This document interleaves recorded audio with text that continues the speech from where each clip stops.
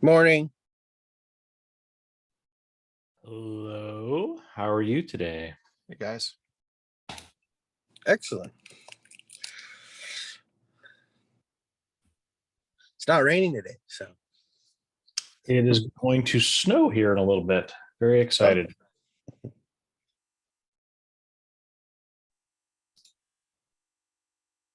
Vegas when I was in Vegas, and that was a whole thing.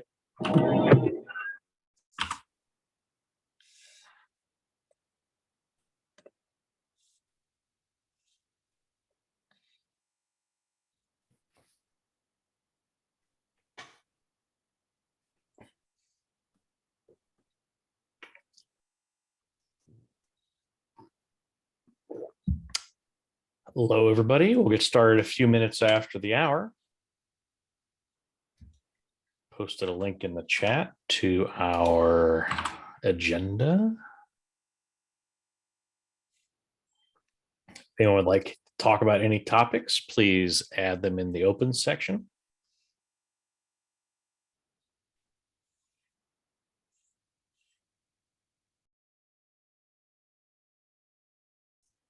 Hi, folks. Happy New Year to you all.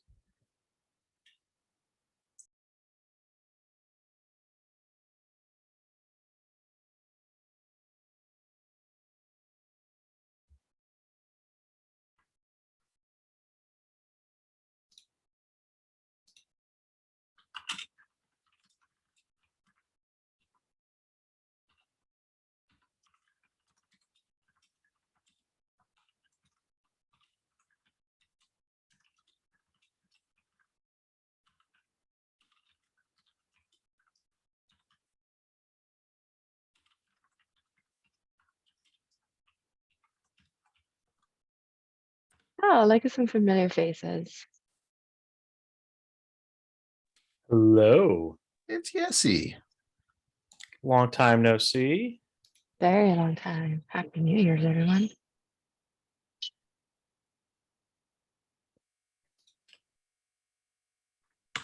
All righty. I posted a link to the agenda again. Please mark your attendance. And if you have any items you wish to discuss, put them under the open section. As is tradition with our group, do we have any new friends to the meeting that wanted to introduce themselves and say hello? I think that's a call out to me. Hi, everyone. I'm Yesenia. You said I'm under the Linux Foundation with the Alpha Omega project, and I'm excited to be here today. Awesome. Welcome. Any other new faces that want to introduce themselves?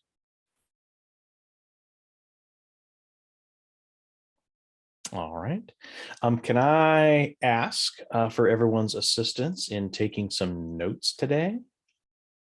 Anyone want to volunteer to be our scribe with the magic typing fingers? Oh, thank you, David. All right. Again, if you have any opens, please add them underneath the open section.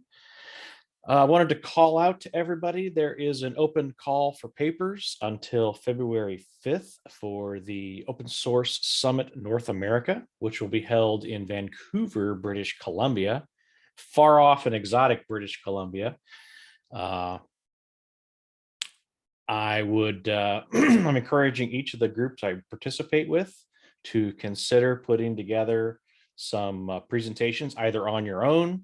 We could work up a group submission perhaps, if anyone's interested in partnering, or if anyone needs any help with writing or reviewing or kind of mentoring with presentations, we're glad to assist with that. But I feel very strongly that the OpenSSF working groups and SIGs need to be strongly represented at this conference. Some of the best practices group will be doing putting a couple submissions together, talking about like scorecards and badges and about some of our guides. So again, I would encourage this group, if we have anything that anyone has an interest in presenting, please submit. If you would like assistance or feedback on a call for papers, don't hesitate to reach out to myself or a lot of the folks here. I'm sure several of us would be able to help.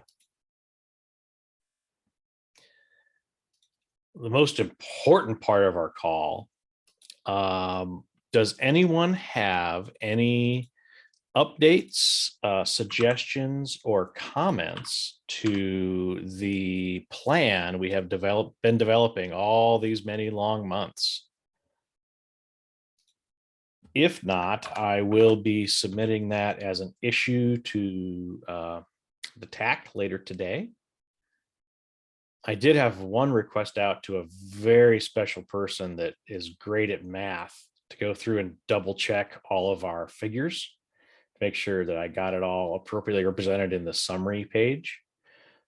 But has anyone had a chance to ponder about the plan or to provide any feedback or suggestions today?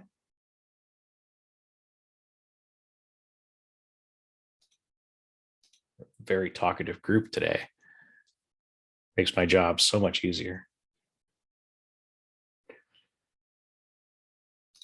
All right, a question to the team. Since we are education focused, I was wondering if anyone here in this group has any credentials from ISC squared, like a CISSP, CSSLP. If so, and you have an interest in young ladies getting scholarships in cybersecurity degrees, I have been on the judging committee for the ISC Squared's Women in Cybersecurity Scholarship Program for like a decade. And if anyone's interested in that particular area, has a credential, I would be glad to connect you with the program committee so that you could help review these things and help empower some young ladies getting into this field.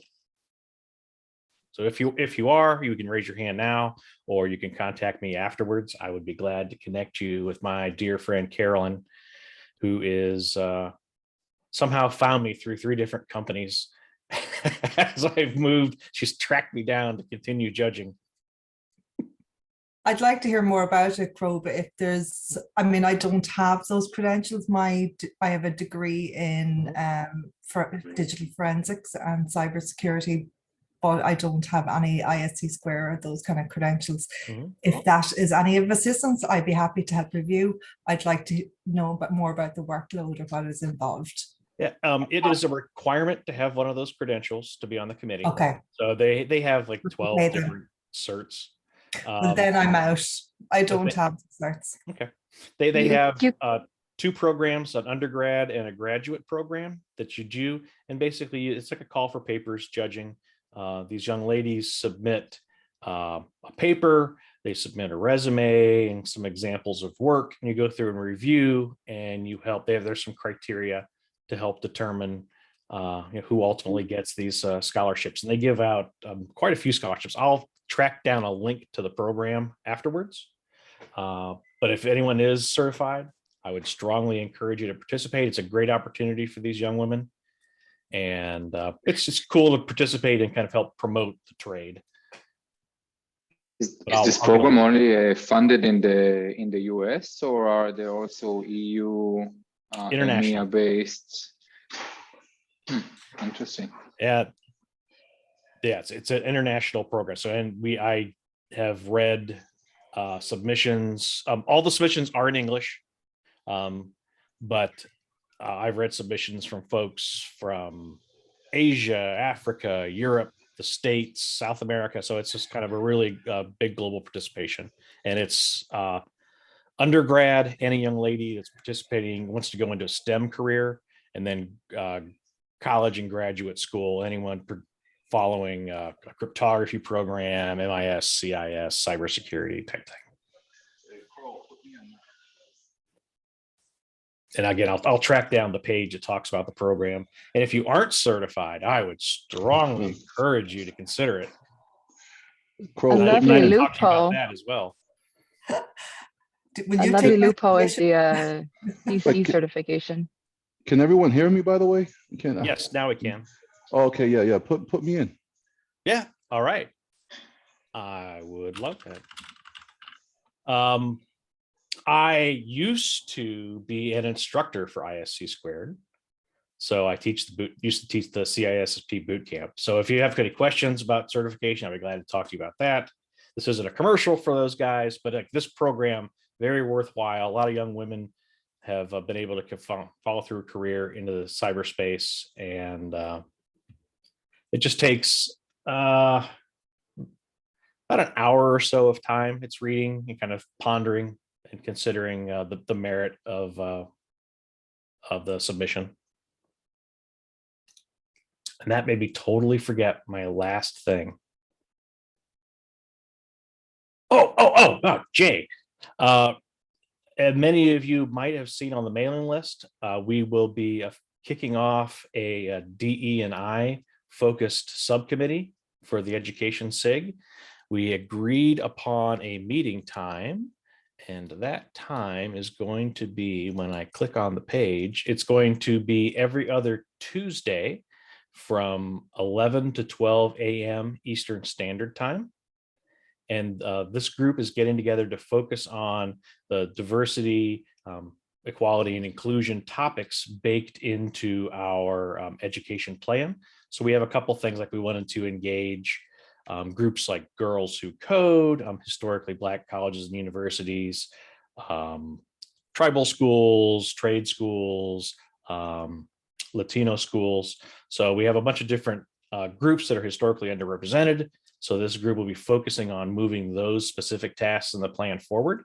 So if you have an interest, please feel free to hop on the call, and that'll start next week, Tuesday. And when I'm not talking, I'll type in the details if anyone's interested. I haven't heard from Khalil yet, but I expect today or tomorrow there'll be an invite as part of the foundation calendar so that everyone can see it, and I'll get a note out to the group once that's ready. Any questions or comments on the topics I've briefly mentioned today?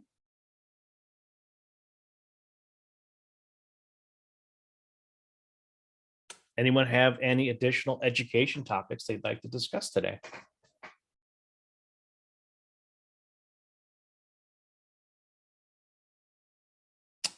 Okay, being that we have a lot of time, I will wait until 9:45, so a half hour from now.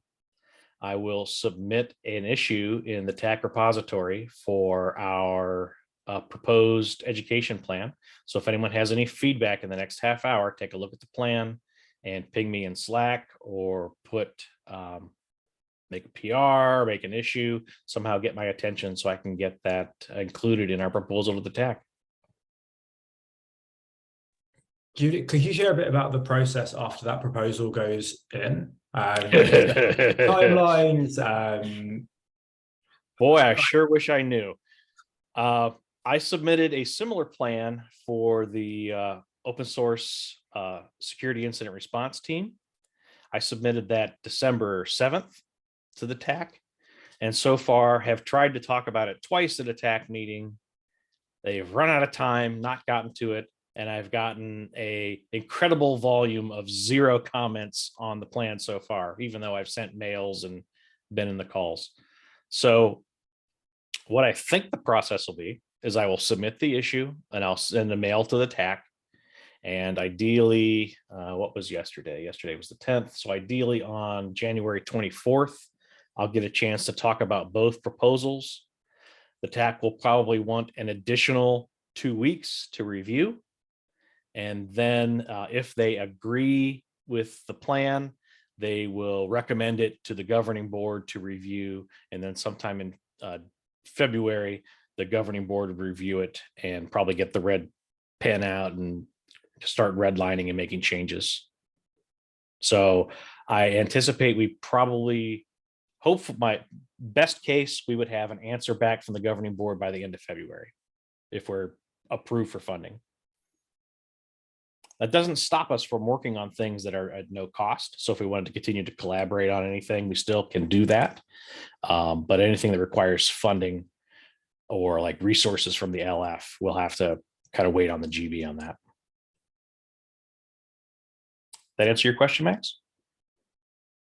By the sounds of it, as well as anyone could. For better or worse, I am the first working group lead to move any mobilization plans through this process. So they are making it up as they go along. It's great. It's great. All right. Any other feedback or questions before we adjourn today? Judy? I'll be honest, I have skipped the best practice working group meetings when I shifted my attention to the education SIG one. But if this is a nothing to do for a few weeks, we'll go back to what we can do. I see there's a new concise guide being worked on or started. Yeah, unless there are people that are interested in kind of collaborating or doing some documentation, building some education materials, kind of before the plan gets approved, that we will have no activities aside from updates here for the foreseeable future. And we'll still have this call. We'll do a quick check-in. I'll give everybody status. But I don't anticipate we'll have any work to do probably until February.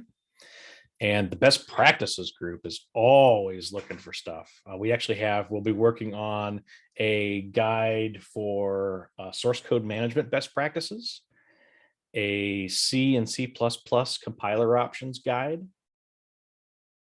And this group also was working on a glossary. So if you have items you wanted to add to the glossary, that work can still continue.